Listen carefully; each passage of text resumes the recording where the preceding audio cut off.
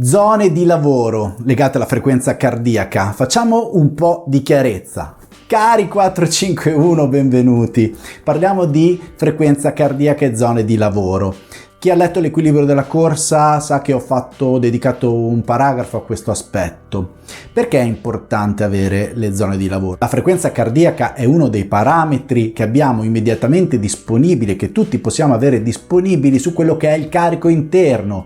Quindi quello che produciamo, che vediamo fuori, ad esempio il passo al chilometro, è il carico esterno. Il carico interno è la risposta del nostro organismo agli stimoli che stiamo dando e la frequenza cardiaca è una di queste. Quindi monitorare le zone di lavoro può essere un'ottima guida di valutazione del lavoro che stiamo facendo durante l'allenamento, in fase di analisi ma anche in fase di programmazione. La divisione delle zone di frequenza cardiaca può essere fatta in molti modi e la letteratura ne riporta tanti tipi e anche con punti di riferimento diversi. Ad esempio possiamo prendere la frequenza cardiaca massima oppure possiamo prendere la frequenza cardiaca alla soglia. Prendere la frequenza cardiaca massima, che si può stimare con delle formule che spesso o comunque non sempre danno un ottimo risultato, oppure con un test massimale sul campo. Ad esempio correte i 3000 al vostro massimo e cercate di sprintare alla fine, prendete il valore della frequenza cardiaca massima registrata. Consiglio, se fate i test o se volete utilizzare la fascia cardiaca, per quanto gli orologi con la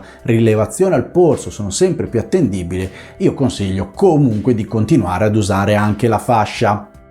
Tornando invece ai valori di riferimento, c'è la frequenza cardiaca alla soglia, che invece, per quanto gli orologi ce la possono stimare, andrebbe fatto un vero test di laboratorio del lattato per avere un valore abbastanza attendibile. Un'altra premessa è che noi ogni giorno non siamo uguali, quindi per quanto i valori non oscillino di tanto nel tempo, è chiaro che ogni giorno ci possono essere delle differenze date anche da quanto abbiamo recuperato, dalla stanchezza. Quindi utilizzare la frequenza cardiaca ha un po' questo, rovescio della medaglia. Anche solo allenarmi al mattino e alla sera potrei avere delle differenze sul battito. Però c'è anche da dire che noi, quando impostiamo gli allenamenti seguendo la frequenza cardiaca, non mettiamo un valore fisso, mettiamo una zona di lavoro, e la zona di lavoro ci permette di orientarci in un range abbastanza ampio. Veniamo però sulla famosa divisione delle zone. Ora, la divisione può essere fatta in 3 zone, in 5 zone, c'è chi la fa in 6 zone, c'è chi la fa in 7 zone. Il mio consiglio intanto è di avere una divisione a 3 zone. Questo è un ottimo già punto di riferimento. Le 3 zone sono bassa, media e alta intensità. La bassa intensità è quella che potremo identificare fino alla soglia aerobica. La media, quello che sta tra la soglia aerobica e la soglia anaerobica, e poi la massima, quello che sta sopra la soglia. Quando si parla di soglia, generalmente si parla di soglia anaerobica, cioè quella più alta. Ora, non è facile rilevare, come dicevamo prima, la soglia aerobica e la soglia anaerobica. Andrebbero fatti dei test, meglio se fatti in laboratorio, ma chiaramente non sono accessibili a tutti.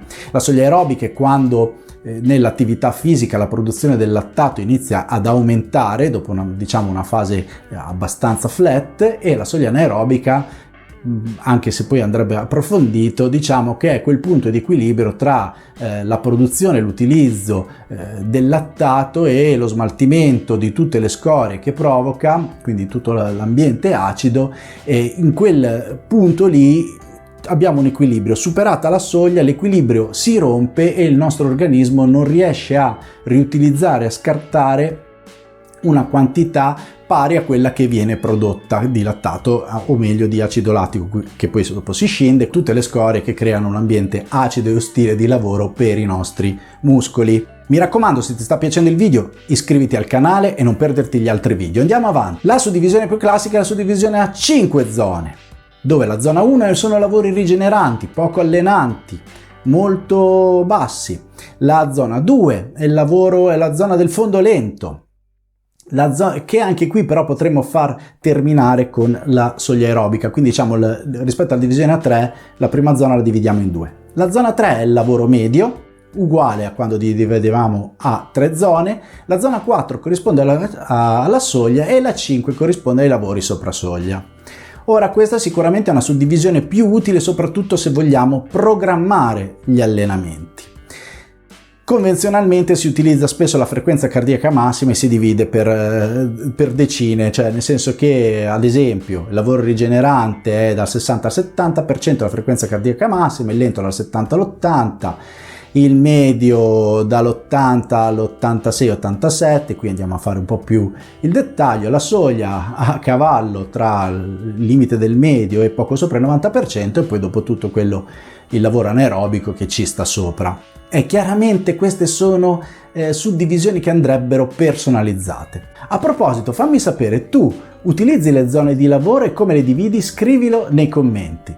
Quella delle 7 zone non ve la dico nemmeno, ma è praticamente le prime 3 sono la parte a bassa intensità e quelle di mezzo sono la media e vicino alla soglia e poi dopo lavori sopra soglia. Anche qui però ci sono diversi modi di dividere. Perché non ho insistito tanto sulle percentuali? Perché le percentuali andrebbero viste sul singolo individuo. Se non si possono fare test di laboratorio, qual è il consiglio? Il consiglio è di imparare a conoscersi e di incrociare i dati come io faccio con i miei atleti. Incrociare intanto carico interno con carico esterno, quindi andatura con frequenza cardiaca, non il singolo allenamento, ma in una un mesociclo o anche più ampio di lavoro, imparando a vedere come l'atleta risponde agli stimoli. Poi incrociare anche la famosa percezione dello sforzo, dove si possono utilizzare delle scale scientifiche, ad esempio io utilizzo la scala di Borg 10, ma ce ne sono tante, dove a seconda di come è andata l'allenamento si attribuisce un valore legato a una valutazione qualitativa, ci sono proprio degli aggettivi da utilizzare. In questo modo riusciamo a capire meglio se sto lavorando veramente a bassa, media, alta intensità, non avendo la rilevazione del lattato, che andrebbe fatto su una piccola gocciolina di sangue, non avendo i test che si possono fare ad esempio per il V2 Max e non avendo tanto altro. Quello che è sicuro è che già le 3 zone vi possono dare un'indicazione. Se la maggior parte dei vostri allenamenti sono nella parte media e alta intensità, questo è un problema.